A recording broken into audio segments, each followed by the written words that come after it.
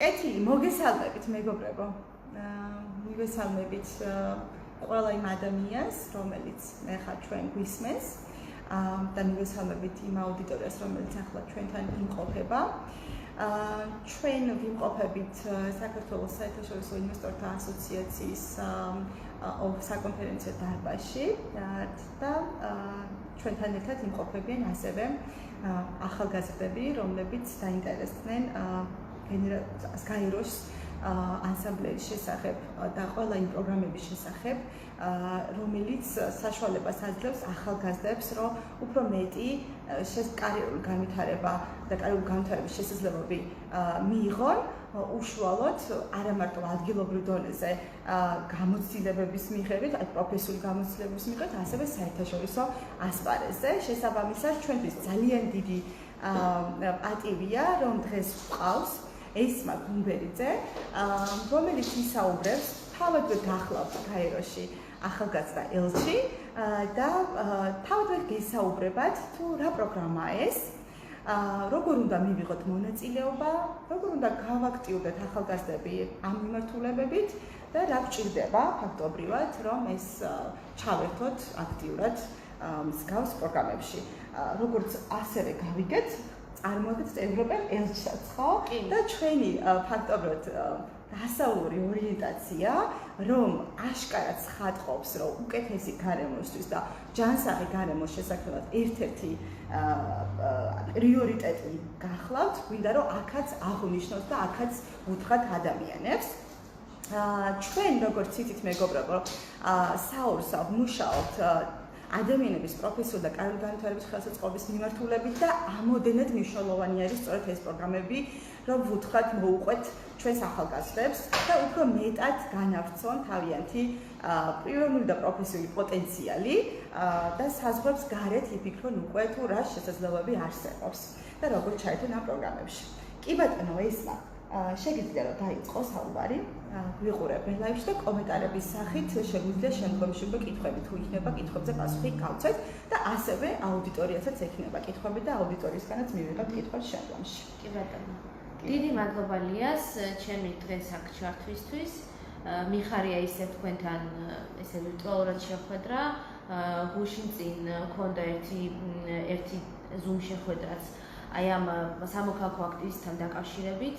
დღეს ცოტა უფრო სხვა კუთხით ვილაპარაკებ, მაგრამ პრინციპში ესეც არის ხო სამოქალაქო აქტივიზმის ნაწილი, სხვადასხვა საერთაშორისო ორგანიზაციებში ჩართულობა და ასე შემდეგ.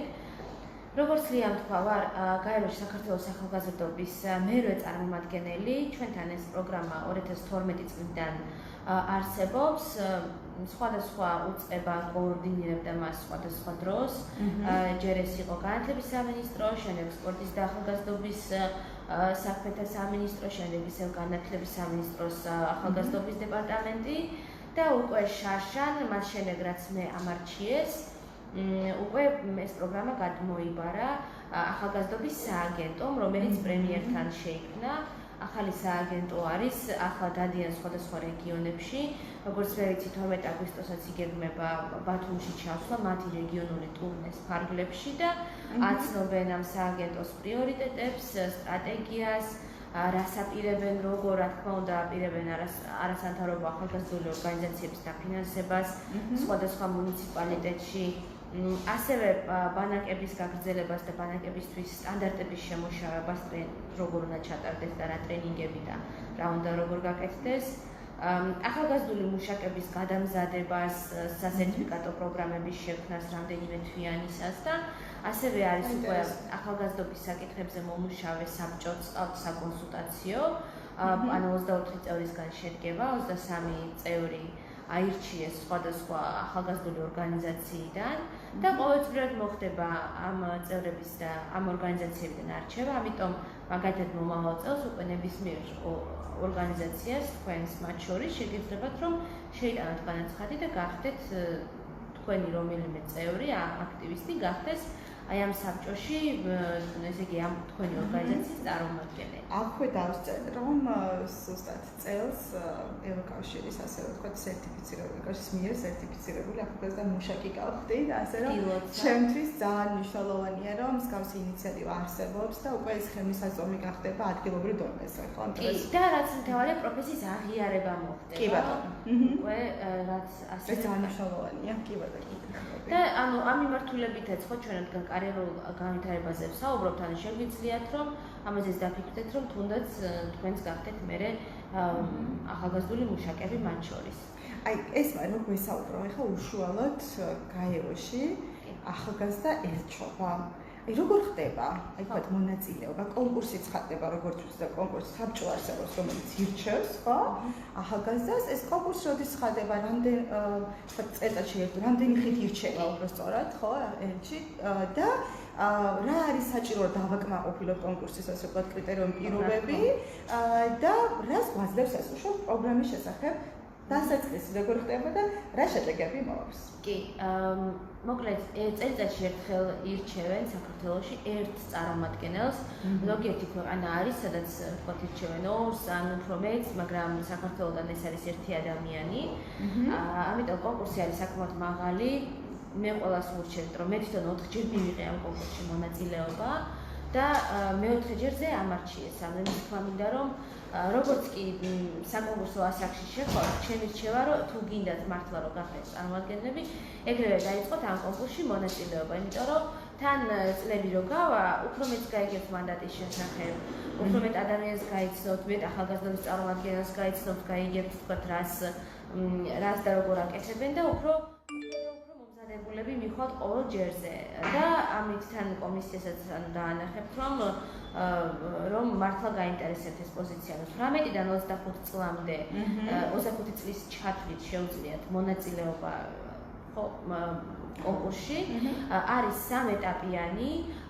ესე იყო შაშან რომ CV და ესე უნდა წარგედგინა პირველ ეტაპზე და ასევე წერილობით სამოქმედო გეგმა ინგლისურად თუ რას აპირებ. იმიტომ რომ გეძლევა გრანტი 17,000 ლარის ოდენობით. ამ გრანტის ანუ ვიტყვი მე როგორც ვხარჯავთ ამას დაახლოებით და მე მეორე ეტაპი არის გასაუბრება და მესამე ეტაპი არის საჯარო გამოსვლა, იმიტომ რომ ვიცით რომ გაეროში ერთ-ერთი მანდატის ერთ-ერთი შემადგენელი ნაწილი არის გაეროში გამოსვლა სიტყვით გენერალურ ასამბლეაზე, რომელიც ყოველწლიურად იმართება. ეს არის აი სახელმწიფოების შეკრება რო წარმოვიდგინოთ. ყველაზე ცნობილი მოვლენა ამ გენასამბლეის არის ხოლმე სახელმწიფოების მეთაურების გამოსვლები, ჟურნალისტები ყველაზე მეტად ამას აშუქებენ, მაგრამ სხვადასხვა კომიტეტებიც არის, სხვა ბევრ საკითხზე მუშაობენ, უკვე ელჩების დონეზე ან სხვა დიპლომატების დონეზე და ერთ-ერთ ასეთ კომიტეტზე, რომელიც არის ადამიანის უფლებები და სოციალური განვითარება, მესამე კომიტეტი, აი ამ მესამე კომიტეტზე გამოდის ხოლმე ჩვენი ახალგაზრდობის წარმომადგენელი. ასევე არის მეორე ფორუმიც, რომელსაც მე წელს სამწუხაროდ ვერ დავესწარი ფიზიკურად, იმიტომ რომ გადაიდო პანდემიის გამო. ეს არის ეკონომიკური და სოციალური საბჭოს, გაეროს ეკონომიკური და სოციალური საბჭოს ახალგაზრდული ფორუმი.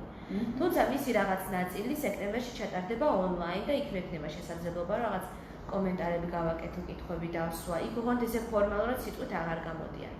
და ამის გარდა მეორე ეტაპი, რაც ასევე და უფრო მნიშვნელოვანიც არის, რასაც ახალგაზრდობის წარმომადგენელი აკეთებს, ეს არის დადის სხვადასხვა რეგიონებში, რეგიონულ ტურს აკეთებს და ხვდება ახალგაზრდებს, სკოლის მოსწავლეებს, უნივერსიტეტის სტუდენტებს, ისე ახალგაზრდებს, რომლებიც შეიძლება არც სწავლობენ, არც მუშაობენ და ანუ უყვება ამ პროგრამაზე, ასევე გაეროს მდგრადი განვითარების მიზნებზე და კიდევ თვითონ რა ინტერესიც აქვს. მე მაგალითად ძალიან მაინტერესებს სხვადასხვა გაცვლითი პროგრამები და მოხალისეობის თუნდაც შესაძლებლობები, იმიტომ რომ მე ვფიქრობ, რომ ეს ისეთი ინფორმაცია, რომელსაც აი ახალგაზრდა მართლა ადგება და გამოიყენებს ყველაზე მარტივად და ამაზეც ვყვები ხოლმე ძალიან ხშირად.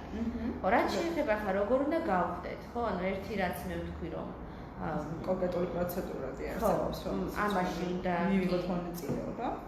დაახლოებით რამდენიმე ათეული აპლიკაცია შემოდის პირველ ეტაპზე. მერე უკვე მაგალითად შარშან მესამე ტურში ვიყავით 12-ნი. 12-ზე ჩვენგანი აი თავისუფლად საუბრობდა ინგლისურად. ამიტომ ესეც კი ძალიან მნიშვნელოვანი არის ინგლისურის კარგად ცოდნა, იმიტომ რომ გაეროში ინგლისურად გამოვდივართ სიტყვით. და ამის გარდა უფრო რა თქმა უნდა კონკურსია, ხო, რაც ნიშნავს, რომ ირჩევენ ყველაზე, ხო? და ამ შემთხვევაში რა არის ეს, ხო, ყველაზე ნუ ინგლისურის გარდა, რაც მე ვთქვი, ეს არის რომ უნდა გქონდეს კარგი კავშირები სხვადასხვა ახალგაზრდულ ორგანიზაციასთან. ან აქტიურ ახალგაზრდებთან, აი უნდა გქონდეს რაღაცა გამოცდილება ახალგაზრდებთან მუშაობის მანამდე. რატო? იმიტომ რომ მე რეგიონულ ტურს გეგმობთ ჩვენით. რაც ნიშნავს, რომ რაც უფრო მეტ ორგანიზაციას იცნობ, შენ თვითონ მიწერი მათ და აი მაგალითად იგივე სკოლის მასწავლებლებსაც ხო მე ვისაც ვიცნობ მიწერი და გთხოვე რომ თუ შეიძლება ან დირექტორებს რომ აი თქვენს სკოლაში, თქვენს ორგანიზაციაში მოვიდეთ ჩავატარო და ამიტომ არის ეს აქტიურობა, მოხალისეობა მნიშვნელოვანი. იგივე მე ძალიან დამეხმარა ის, რომ 2018 წლიდან ვარ ახალგაზრდა ევროპელი ელჩი. ეს ცალკე პროგრამა, სადაც ასევე კონკურსები გავიაროთ. კი, მაგაზეც ასევე დეტალურად ვიტყვი, ასევე აი რუსოც ცოტა ხნის წინ გახდა ჩემი მოხალისე არის ამ პროგრამაში და ცოტა ხნის წინ გახდა ახალგაზრდა ევროპელი ელჩიც და უბრალოდ ხო, ესეც ერთ-ერთი შესაძლებლობაა, რომელიც ჩემთვის ერთ-ერთი ნაბიჯი იყო ახალგაზრდობის წარმომადგენლობამდე. რატო? იმიტომ რომ იქაც მქონდა შესაძლებლობა რომ გვევლო რეგიონებში, გველაპარაკა ესე ჩვენთან ატოლებთან, აი ამ აუდიტორიასთან მუშაობა ვისწავლე ერთგვარად, რომ ევროკავშირზე თუნდაც ხო ამ ახალგაზრდულ პროგრამებზე ევროკავშირის პრინციპებს და იგივეს ვაკეთებ, ახლა გაეროსთან მიმართებაში დაახლოებით იგივეს. ამიტომაც უფრო მარტივი იყო და ნუ რაც ვთქვი რომ კავშირებიც მაქვს ეს ახალგაზრდებთან და ამიტომ არის კარგი. ეხლა რაც შეეხება უკვე ანუ ამ ახალგაზრდა ევროპელი ელჩების ინიციატივას, ესეც 4 წელია რაც არსებობს, ანუ ევროკავშირის, ეს უკვე არ არის საქართველოს ინიციატივა, ეს არის ევროკავშირის ინიციატივა. ევროკავშირის წევრ სახელმწიფოებში ირჩევენ თითო ქვეყანაში რამდენიმე ასეთ ელჩს და უკვე საქართველოში და სხვა მოსად პარტნიორ ქვეყნებში ეს არის სომხეთი, აზერბაიჯანი, უკრაინა, ბელორუსი, მოლდოვა და საქართველო და ხო უკრაინას ვახსენე. ამ ქვეყნებში ბევრს ირჩევენ, მაგალითად უკვე საქართველოს წელს 90-ზე მეტი ელჩი ყავს, ახალგაზრდა ევროპელი ელჩი. აი როგორ ნაწილდება ეს რეგიონების, აი არის ესეთი იდენტიფიცირებული, რომ რეგიონების მიხედვით რამდენად არის აქტიურობა, თქვა თაჭარის რეგიონი არ ყავს ახალგაზრდა ევროპელი ელჩი, თქვა, აი ეს მინდა რომ თქვა ჩვენს ახალგაზრდებს ვუთხრათ, ჩვენ ძირითადად მუშაობთ თაჭარის რეგიონში და საუბრობთ რომ ინდივიდუალური პასუხისმგებლობა როგორ ავიღოთ ჩვენივე პროფესიული განვითარების თვალსაზრისით და რა ხელშემწყობი ფაქტორები არსებობს ხო ჩვენს რეგიონში და არამედ ადგილობრივ დონეზე, არამედ ეროვნულ დონეზეც და საერთაშორისო დონეზეც. შესაბამისად, აი რომ ვუთხრათ რომ აი რა გავაკეთოთ იმისათვის რომ გარდა იმისა, რომ ინფორმაციას მივაწვით და შეუძლოთ უკვე დეტალურად მოგმართოთ ასევე თუ დაინტერესდებიან უშუალოდ ჩართულობაში და განაცხადის შევსება იქნება თუ ასე შემდეგ. თუმცა აი ახლა რო გითხრათ ეხლა რა ხდება? რა ვითარება არის იმ თვალსაზრისით, რომ რეგიონებიდან ჩართულობა როგორია? ამაზეც ვიტყვი, ზოგადადაც ვიტყვი, მარტო ანუ როგორც გაეროს ახალგაზრდობის წარმომადგენლის პოზიციასთან მიმართებაში, ასევე ახალგაზრდა ევროპელ ელჩებთან და სხვა კიდევ ძალიან ბევრ პროგრამასთან მიმართებაში რა ხდება რეგიონების კუთხით.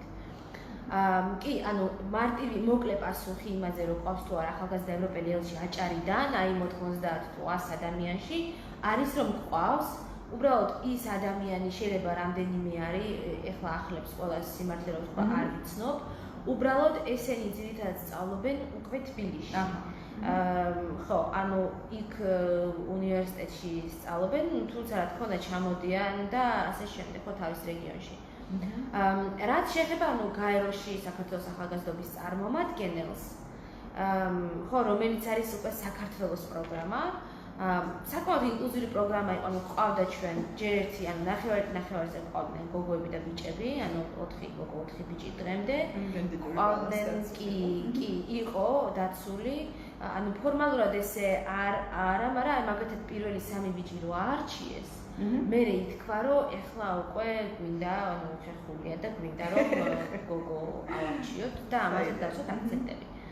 ანუ ასევე ყავდა ეთნიკური უმცირესობის წარმომადგენელი, ერთ-ერთი წარმომადგენელი და ის სხვათა შორის დაესწრო მერე და ჩაერთო ეთნიკური უმცირესობების კონფერენციაში გაეროში, წავიდა ჟენევაში ამ ღონისძიებაზე და ის ძალიან კარგი იყო. და რა თქმა უნდა, ანუ იმ ეთნიკური უმცირესობების დასახლებულ რეგიონებში ჩადიოდა ძალიან აქტიურად და მათ ენაზე საუბრებოდა მათ სხვადასხვა საკითხებზე. და ამის გარდა, ჩემი სახით შემოპირიც ყავს უკვე ამ პროგრამას, როგორც გაეროში ახალგაზრდობის წარმომადგენელი. ანუ პროგრამა პრინციპში არის საკმაოდ ინკლუზიური. რა თქმა უნდა, ნებისმიერი რეგიონიდან შეუძლია ადამიანს მონაწილეობა. უბრალოდ, ხო, ანუ არსებობს ბუნებრივი ბარიერები, რატომაც არ არის ხოლმე ისე, რომ მაგალითად რომელიმე სოფლის მაცხოვრებელი, რომელიც დღემდე თქვათ ცხოვრობს იმ სოფელში, რატო არ ხდება ეს წარმომადგენელი. და პირველი არის ხოლმე ის, რომ ადამიანები ძალიან ხშირად სამწუხაროდ ესეთი რეალობა გვაქვს, რომ ვინც ახლა იცის ინგლისური არიან აი ამ ასაკის 18-25 წლამდე, ისინი ძირითადად მიდიან ხოლმე სასწავლებლად, რაც უკვე ნიშნავს, რომ ანუ თავისი მშობლიური სოფლიდან უკვე მიდის, ხო, უფრო დიდ ქალაქში და უფრო მეტად თბილისში, ან სხვა მსხვილ ქალაქში. ამის გარდა, ხო, ასევე არის ისიც, რომ ახლა თბილისში უფრო მეტი ახალგაზრდული ორგანიზაცია, რეგიონებში ბავშვებს ნაკლები კავშირები აქვს სხვა რეგიონების ახალგაზრდულ ორგანიზაციებთან, ეგეც არის ხოლმე პრობლემა. მაგრამ მაგის გარდა ეს სუფთა ტექნიკური თვალსაზრისით შაშა მახსოვს იწერებოდნენ.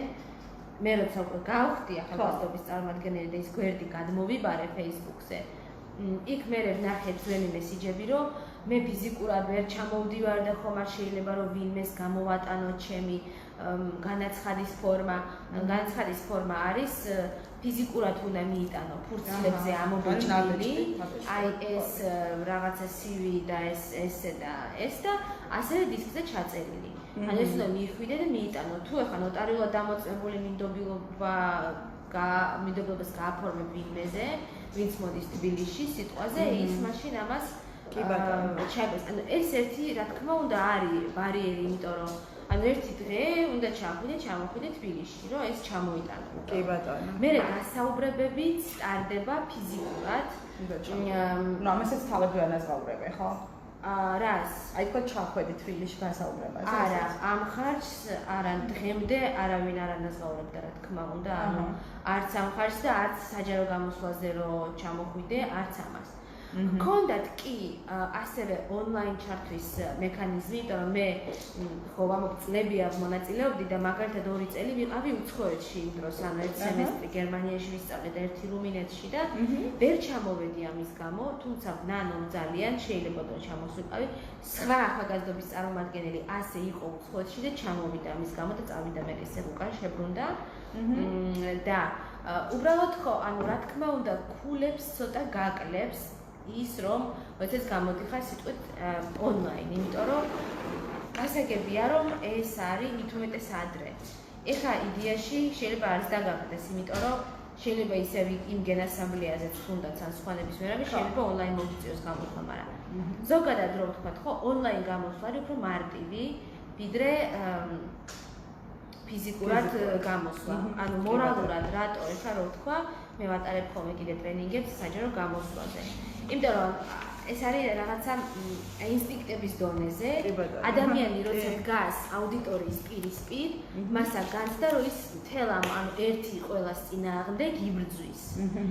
ანუ ფიზიკური შიში აქვს ამ ადამიანების სიახლოვეს. რომელიც ეხლა ონლაინ როცა ხარ და ხო ხდები რომ ფიზიკურად ანუ ვერავინ მუშს ვერ მოგიღერებს, ძალიანაც რო უნდოდეს. ანუ ეს ფაქტორი რო არის მოშორებული ხარ ამ ადამიანებისგან, განცდა გაქვს რომ ანუ არ ხარ ამ ყველაფერში. პლუს ამას აი ამ მომზადების ემოცია არ გაწუხებს, ხა მე მაგალითად იქ რო ვიყავი, პირდაპირ ჩემ გამოსვლის წინ ჩავერთე Skype-ით. ანუ პირობითად რო თქვა დილით ამ ჩემივე ოთახში ვიჭექი. კი ბატონო. სადე ხა ეს და სადე ხარ დავშოთ სახლიდან გამოხვიდე მივხვიდე იმ შენობაში, უნდა რაღაც დაიცადო, სხვებს უსმენ, ეს სტრესი გაქვს და პლუს ამას კიდევ ისიც რომ შეიძლება ტექნიკური ხარვეზები იყოს და ამის გამოც გაკვრება მოკლედ ქულები. ხო, ამიტომ პრაქტიკულად ხო, რა თქმა უნდა, ვინც რეგიონებში ცხოვრობს და მით უმეტეს შორს და ტრანსპორტის გამოცვლა უწევს და ასე შემდეგ, ღამეს შეიძლება მოუწიოს თბილისში დარჩენა. რა თქმა უნდა, ეს იწვევს დამატებით ბარიერს.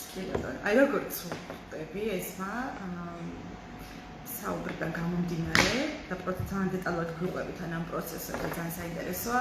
რეალურად დღემდე არსებობს ჩვენთანაც შეიქმნა ახალგაზრდა რეგიონული ცენტრი სხვათა შორის, ესეც აჭარის მთავრობის თავმჯდომარის ინიციატივით და მხარდაჭერით. დღემდე ვსაუბრობთ აი რესურსებზე ხელმისაწვდომობაზე. დღემდე ვსაუბრობთ თუ რამდენად კიდევ არსებობს ეს ბარიერები, რომელიც ადგილობრივ თემის დონეზე უნდა იყოს დაძლევადი და თემის დონეზე უნდა მოხდეს აი მუნიციპალიტეტებში არსებობს ახალგაზრდული აი სპორტის, კულტურის განათლების, ანუ ახალგაზრდობის სამსახურები, ხო? იდეაში ახლა ჩვენ რო ამას ვსაუბრობთ და იდეაში ხო ჩვენ უკვე წარმოვიდგენთ რომ ის განსხვავებული პროგრამები არსებობს. აღნიშნული დეპარტამენტებისთვის ძალიან კარგი გამოძახილი იქნებოდა, მექანიზმი იქნებოდა, რომ ამ მიმართულებით რაღაც კონკრეტული რესურსები ჩავდოთ, რომ ხელმისაწვდომი გახდეს ახალგაზრდებისთვის ეს პერსპექტივები. ასევე ვუყურებ და ვაკვირდები, რომ აი ჩემ დროს ეხლა რომ თქვათ აი იმ ასაკში, როდესაც ვიმყოფებოდა, ის გავსი თქვათ აი შესაძლოა ნაკლებად იყო, ხო? ახლა უფრო მეტია, თუმცა მეტი ბარიერიც თან ახლავს. ვფიქრობ, რომ ძალიან მნიშვნელოვანია კარგად დავინახოთ ალბათ ახალგაზრდებმაც, რომ რაოდენ როგორც პიროვნული თვითრეალიზების, თვითკმაყოფილების, მოდი ასე ვთქვათ, შესაძლებლობას გვაძლევს ამ პროგრამაში მონაწილეობას, ასევე პროფესიული თვალსაზრისით, იმიტომ რომ კავშირების დამყარება, ადამიანთან ურთიერთობა, ხო?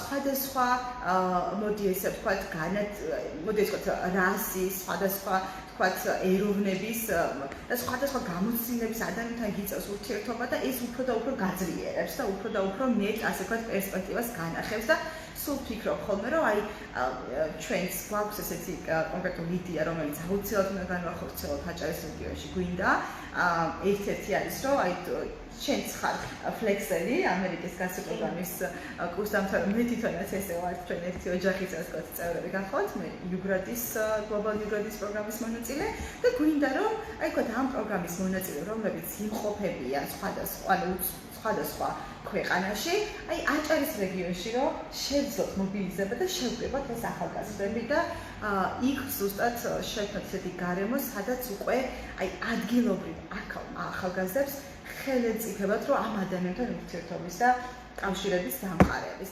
ამიტომაც საინტერესო აი შენ რო გიყურებ ჩემთვის, მაგალითად პირადად ჩემთვის, ერთგვარი სტიმული ხდები, რადგანაც აი არიშურებ ენერგიას, რაღაც მზაობას, რომ მეტი გააკეთო. გარდა იმისა, რომ თქვათ, ეს ელჩი პროგრამა გაძლევს რესურსებსაც, რომ ეს განახორციელო, ასევე გაქვს მზაობა და мотиваცია, რომ უკეთესი რეალობა დადგეს ახალგაზრდებისათვის, ხო? აი, ძალიან საინტერესო რამ ახსენე, რომ აი თქვათ, იყო ჯერ ყავდათ თქვათ ბიჭები, შემდგომში თქვათ აი მოდი გოგონა წარმომადგენელი იყო, შემდგომში თქვათ ეთნიკური უმცირესობა, შემდგომში თქვათ ეხა შენი სახით შუშონპირი ყავთ, ხო? აი ძალიან საინტერესოა, აი პანდემიისას უშუალოდ მოხალისეობდი, ხო არ მიყვარს ხოლმე ესე საუბარი ღეთ, მაგრამ აი მოხალისეობდი შუშონპირების დახმარების ასე ვთქვათ გასაწევად და დავინახე, რომ პანდემიამდეც როგორი მდგომარეობა აქვს და პანდემიისას ხო ეს ტვირთი, ემოციური, ფსიქოლოგიური ტვირთი, ან ფიზიკური თქვათ შეზღუდვის ტვირთი უფრო მეტად იმატა. შესაბამისად ვეცნობი ხოლმე აი ძალიან აქტიურად თქვენს აქტიობებს და როგორც ვიცი ახლა მინდებს პეტიცია შეიმუშავეთ, რომელიც უშუალოდ შუშონპირების დასაქმების განვითარების შესაძლებლობას ეხება, ხო?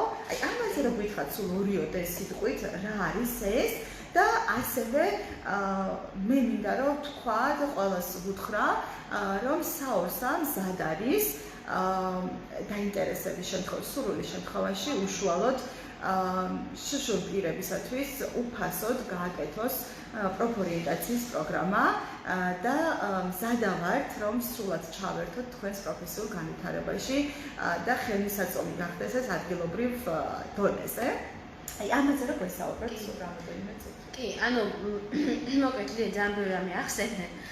რაც შეეხება ხო ანუ იმას ეს ახალგაზრდობის წარმომადგენლობა რას მაძლევს ხო პროფესიული კუთხით. თუნდაც აი ფინანსური მენეჯმენტი არის ძალიან მნიშვნელოვანი. ბიუჯეტის მართვა, იმიტომ რომ ეს 17 ხო, ეს 17,000 ლარი რეალურად, ანუ ამ თანხიდან შენ უნდა წახვიდე გაეროში ორჯერ, წელს კაი, თქვათ ერთხელ წავედი მე, პლუს ამას უნდა და ვარ ყველა ახალგაზრდის, რა თქმა უნდა, წარმომადგენელი და არა მარტო შიშიმოპირების ეს კითხვა არის ხოლმე და მე ამას ყოველთვის ვამბობ. მაგრამ მაგის გარდა, რა თქმა უნდა, მე მანამდეც დაიხმარს ვარ შიშიმ აქტივიზმში ჩართული სხვადასხვა ფორმით. ჩვენ დარეგისტრირებული გვაქვს შიშიმ ქალების არასამთავრობო ორგანიზაციაც, ასევე ვარ სახალხო დამცველთან არსებული შიშიმოპირების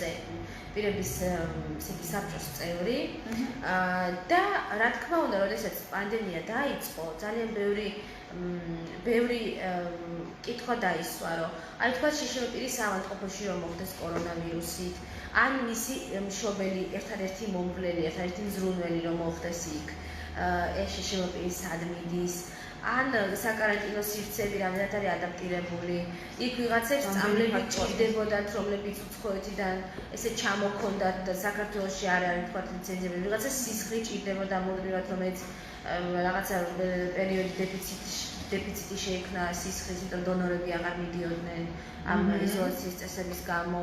იქ ის რომ მაგალითად როცა შიშიმოპირების ოჯახები არიან შვილიც რომ თქვათ სინათლოა მამაც რაღაცა დედა მცირე მხედველი და მაღაზიები რომ დაიკეტა, სადღაც ძალიან შორს უწევდათ წასვლა ეს ტრანსპორტიც რო არ იყო, პირადი ასისტენტები რო არ იყო, ძალიან ბევრი კიდევ ასეთი ტიპის პრობლემა შეიქმნა, რომლებიც გაჟღერებაც იყო საჭირო სახელმწიფო სტრუქტურებამდე მიტანის.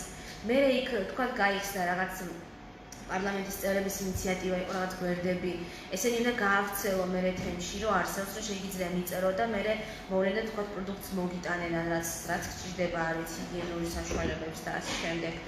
მერე ის რომ თქვათ აი ხა ვიღაცამ აფხაზეთში ცხოვრობს გალში და ვერ გადმოვიდა გამოცდები, ვერ ჩააბარა უნივერსიტეტში, ვერ ხვდება ეხლა ამის გამო, იმიტომ რომ თქვათ შიშიმოპირი არის და სპეცსკოლა დაამთავრა თბილისში და არა აფხაზეთში. მაგრამ რეალურად იქაურია და იქ ცხოვრობს, ხო, იქ ვიღაცა ჩარჩა ვთქვათ თბილისში, ერთი ესე იგი აზერბაიჯანიდან არის ემიგრანტი არა სასწავლებლად იყო ჩამოსული მოკლედ ეს შიშიმოპირი და ვერც უკან ვერ მიდიოდა, სასწავლო პროცესი იყო შეჩერებული. ესეთი ბევრი კიდევ ვიღაცა ხა ეროვნულებზე უბრალოდ რაღაცა ვერ გაარჩია მცირე მხედველი იყო და ვერ წაიკითხა ის ტექსტი. კი იყო დიდი შრიფტით, მაგრამ არასაკმარისად, ანუ პასუხების ფუნქციაში პრობლემა, ბევრი პრობლემა. ესეთი რომელსაც ანუ დავუშვათ მე მწერენ და ძალიან ხშირად მე ვიღაცებს ვაკავშირებ, რაღაც საკონტაქტოს ვაძლევ და ასე შემდეგ. ხო, და ეს იყო და რაც შეეხება დასაქმებას, იმიტომ რომ ძალიან ბევრს ვსაუბრობთ ხა ყველა мотивация მაინც ბოლოს მიდის იქამდე რომ კი და ხომ განათლებაც იმიტომ გადმოდიან სხვადასხვა რეგიონებიდან თქვათ ქალაქებში სწავლობენ რაღაცა და მე ეს საკითხი დგება.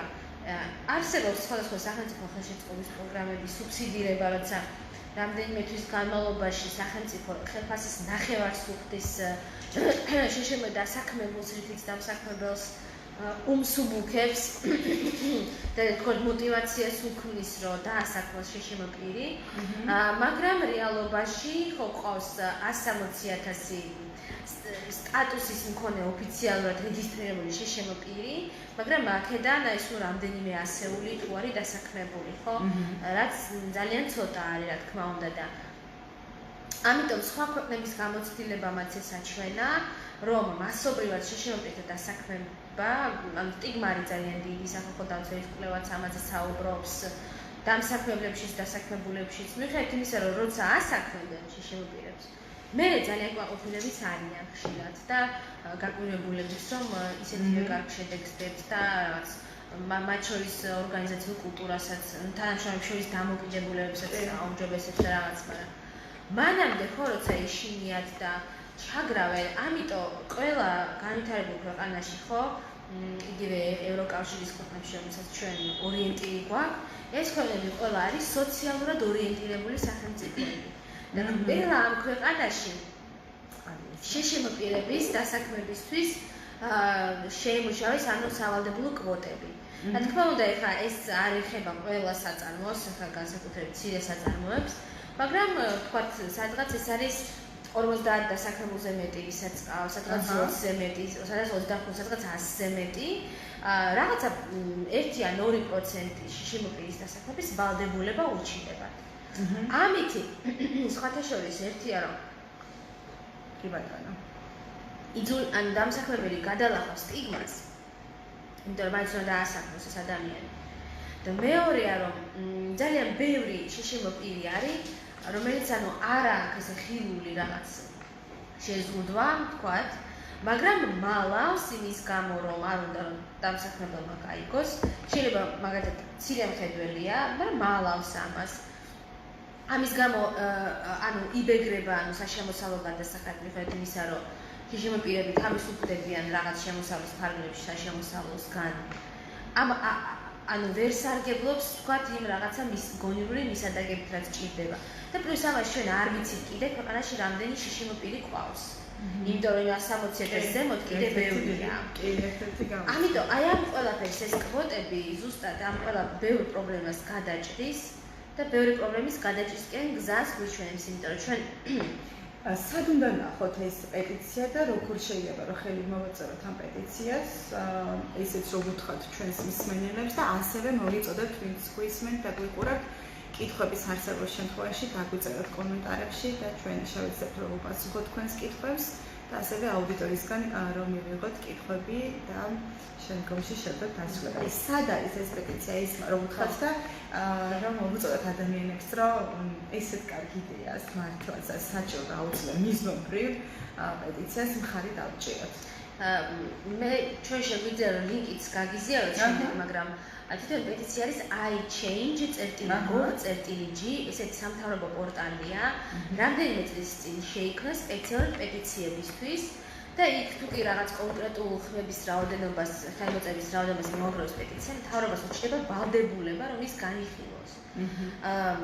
ხო, და მან შეგიძლიათ დარეგისტრირდეთ თქვენი ელ-პოსტის პირადობის მოწმობის, ტელეფონის ნომრის მითითებით. თქვენი ხელმოწერა, სახელი და გვარი არ გამოჩნდება, გამოჩნდება ინიციალები. სახელი და გვარით ჩანს მარტო პეტიციის ავტორი. და თქვენ ასევე შეგიძლიათ სხვადასხვა თქვენთვის მნიშვნელოვან საკითხებზე დაწეროთ იქ პეტიციები. ოღონდ ეს უნდა ეხებოდეს ცენტრალური მთავრობის და არა მუნიციპალიტეტის და არა პარლამენტის კომპეტენციებს. რაც მუნიციპალიტეტებსაც ზოგიერთს აქვს, მაგალითად თბილისს აქვს მიწერე მერს, რაღაც შენი ინიციატივა მერს. ხო, შეიძლება ხო აჭარაშიც იყოს მსგავსი, უკვე ადგილობრივი ჩართულობისთვის. კი ბატონო. დიდი მადლობა ესმა, აი გუშინ საუბრობთ ზუსტად ჩვენი კამპანიის ფარგლებში, რაც ამბობთ რომ ახალგაზრდების დასაქმების შესაძლებლობის განვითარება და ამ ახალგაზრდებშიც მიზნობრივად შეიძლება დაყო რამოდენიმე ჯგუფებად და ერთ-ერთი ნამდვილად გახლავთ ჟურნალისტთა დასაქმების შესაძლებლობის განვითარება და ეს მხოლოდ არ ეხება, როგორც ხედავთ, მხოლოდ არ ეხება იმას, რომ საკანონმდებლო დონეზე იყოს ინიციატივა და აუცილებელი რომ იყოს სისტემა მიზანმიმართულად და თანმიმდევრულად კონსტიტუციად ახორციელებდეს ისეთი კანონების, ასე ვთქვათ, შექმნას და ამოქმედებას, რომელიც ადამიანების ყოფაცხოვრებას გაუმჯობესებს და სერვისებთან ხელმისაწვდომობას გასცდის და ასევე ღირსეული ცხოვრებაზე ხელმწიფებათ ასე ვთქვათ ადამიანებს და მეორე ფაქტორი არის, რომ საზოგადოება იყოს ინკლუზიური თავადვე, ხო, აი თავადვე საზოგადოებამ იზრუნოს ადამიანებს და ეს სტიგმები, ეს სტერეოტიპები, ეს შიშები, ეს ვიტყოდი რომ ხოლმე ეს სირცხვილი, ეს ყოფილი დავძლიოთ და ადამიანები უბრალოდ შევიყვანოთ და უბრალოდ შევძლოთ რომ აი დღეს მხოლოდ მე ჩემ სამყაროში არ ვცხოვრობ, ვცხოვრობ ადამიანებთან ერთად. და უკვე ისე დღეს ინტერნეტის ეპოქაში და 21 საუკუნეში ინფორმაციის მე ვფიქრობ რომ ხარისხიანი ინფორმაციის წვდომა იქნებოდა კარგი საქმე რომ ვაკეთოთ როგორც არასამთავრობო ისე სამთავრობო და ადამიანებმა ზოგადად და მეორე ეს არის რომ არ დავიზაროთ გუგლები არ დავრჩეთ რომ აი ჩვენი წილი აგური დავდოთ მსგავსი ინიციატივების ასე რომ ვთქვათ, ეფექტურად განხორციელებაში და თუ თქვენ ფიქრობთ, რომ გაქვთ ეს შესაძლებლობა, აუცილებლად შემოგვერთდით და მოაწერეთ ხელი ამ პეტიციას და ასევე თუ თქვენ ფიქრობთ, რომ თქვენს გვერდით იმყოფება, თქვენს ოჯახში გყავთ შუშუმპირი, აუცილებლად შეგიძლიათ მოგმართოთ, მოგწეროთ და ჩვენის წილ, ჩვენი შესაძლებლობის ფარგლებში გვერდში დაგიდგებით და ეს გვერდში დგომა მხოლოდ სიტყვიერად არა, რა თქმა უნდა, საქმით იქნება გამოხატული. თუ გვაქვს ჩვენ შეკითხვები, შეგვიძლია რომ ეს იმას კითხვა დავუსვათ და შემდეგში თქვათ კითხვა-პასუხის შემდეგში შეგვიძლია რომ დავასრულოთ. დიდი მადლობა ესმა, ვფიქრობ რომ ძალიან საინტერესოა ყველაფერი რასაც აკეთებთ და ვფიქრობ რომ ძალიან ბევრი საქმის კეთება შეგიძლია ადამიანებისთვის და მინდა რომ უფრო მეტი წარმატებები გისურვოთ და იყო იმ პოზიციაზე, ასე ვიტყოდი, განვითარების თვალსაზრისით, სადაც შეგეძლებოდა, რომ ეს გადაწყვეტილების მიღების პირი ყოფილიყარ, უშუალოდ იქ, სადაც მეტი სიკეთეების, მეტი საქმების, დიდი საქმების კეთების შესაძლებლობა იქნებოდა, ხო? მადლობა, მეგობრებო, კითხვები ხო არა გვაქვს? კი ბატონო, შალვა. ანუ წერანო ამაღლა რო თქვა მოსვენებად. ანუ წერანო საუბრობდით იმასთან დაკავშირებით, ევროპასთან დაკავშირებით, რომ CV უნდა შეიტანო, უნდა თბილისში უნდა ჩახვიდე და ჩემი აზრით მაინტერესებს. იგი მეგობრებო თუ არა მსგავსი რამ რეგიონები დაავალდებულოს მთავრობამ, რომ ასეთ რამები მაგალითად CV-ს გადატანა თბილისში წაღება, შემდგომში მეორე და მესამე ტურში უკვე ჩაყვანა ტრანსპორტირება და რაღაც ხრივ დახმარება ფინანსური თუ იგეგმება. კი, ანუ ეხლა მე არ გამიგია რომ იგეგმებოდეს, მაგრამ ანუ ძალიან კარგია რომ ეს ინიციატივა წამოვიდა. მე ზოგადად ზუსტად მაგიტო ხვდები ახალგაზრდებს პირველ რიგში, რომ მათგან მოვისმინო ეს სხვადასხვა იდეები, სხვადასხვა საკითხები, ხო რაც შეიძლება მათ დაჭირდეთ და მე ვცდილობ რომ ეს ну რა თქმა უნდა, ნებისმიერ შემთხვევაში ჩემ Facebook-ზე და ჩემ გვერდზე ამას წერ. ასევე თუ ვთქვათ, ან ინტერვიუ მექნება ჟურნალისტებთან, ან რომელიმე უწყებასთან შეხვედრა, იქ ამას აუცილებლად ვაჟღერებ, ან ისედაც სხვადასხვა საერთაშორისო ღონისძიებაზე თუ ჩავერთვები ონლაინ. ეს ძალიან კარგი იდეაა, იმიტომ რომ რაღაცნაირად ეს ბარიერი კარგი იქნება, რომ ვინმემ რო ჩაიტანოს, ან ხო თუნდაც მეორე მესამე ტურში წასვლის ხარჯიც რო ანაზღაურდეს კი, იმიტომ რომ ხო საკმაოდ რთული იქნება სხვა შემთხვევაში. კი ბატონო. კეთილი. კითხვები ხო არა გვაქვს? კითხვები ხო არა გვაქვს? აქედან კი, წერენ რომ რეალურად ზოგადად არსებობს დასაქმების პრობლემები ჩვენს რეგიონში და ზოგადად საქართველოში. და ხო, სამწუხაროდ ჩვენ უნდა ვიფიქროთ რაზე, რომ არა ის არსებობს, იარსებობს ალბათ ჯერ კიდევ განვითარებადი ქვეყანა ვართ, თუმცა რა შესაძლებლობები არსებობს, რა პროგრამები შეიძლება დაინერგოს, როგორ აღმოფხვათ და როგორ ვებრძოლოთ ამ მუშაობას, ამ გამოწვევებს ერთად და რა ინიციატივები შეგვიძლია შევთავაზოთ როგორც ადგილობრივ მუნიციპალიტეტს, ასევე მთავრობას და საკანონმდებლო ინიციატივით უკვე შეგვიძლია რომ ასე მიმართოთ ცენტრალურ ხელისუფლებას, ხო? ერთ-ერთი მუნიციპალიტეტში როდის განხორციელდა, როგორ მივიღოთ მონაწილეობა ერთ-ერთი მსმენელი წერეთ ჩვენ რაღაც ეტაპზე ფაქტობრივად მუნიციპალიტეტში როგორ განხორციელდება, სავარაუდოდ იგულისხმება რომ ეს პროგრამები როგორ შეიძლება რომ განხორციელდეს მუნიციპალიტეტში. ალბათ საჭიროა, ძალიან კარგი იქნება, საჭიროა რომ ისევ თემების დონეზე ადამიანები ტრანსპორტირებაზე საუბრობთ, ხო? მიუხედავად ყველაფრისა, თავის ფიზიკური ბარიერები მაინც არსებობს. მოკლედ მუნიციპალიტეტების დონეზე მოხდეს ახალგაზრდაელჩების ჩართულობა. ან შეიძლება რომ არსებობს ეს დეპარტამენტები, განყოფილებები მუნიციპალიტეტებში, მათთან ჰქონდათ აქტიური კომუნიკაცია, რომლებიც უფრო ახლოს არიან ახალგაზრდებთან და მოხდეს მათგან ეს ინფორმაციების გააშკარულება მიწოდება და დახმარების აღმოჩენა. რაღაც ესეთი ინიციატივები შეიძლება რომ ანუ ერთი რაც ხო ანუ სუფთა საინფორმაციო კუთხით ვიტყვი რომ წელს კონკურსი გამოცხადდება ალბათ წლის ბოლოსთვის, ანუ მე მანდატი გამიგრძელდა იმის პანდემიის გამო, რადგანაც ბევრი რამის განხორციელება ვერ შევძელი, ხო ანუ ონლაინ ივენთებს ჯერ ვერ გავცდით.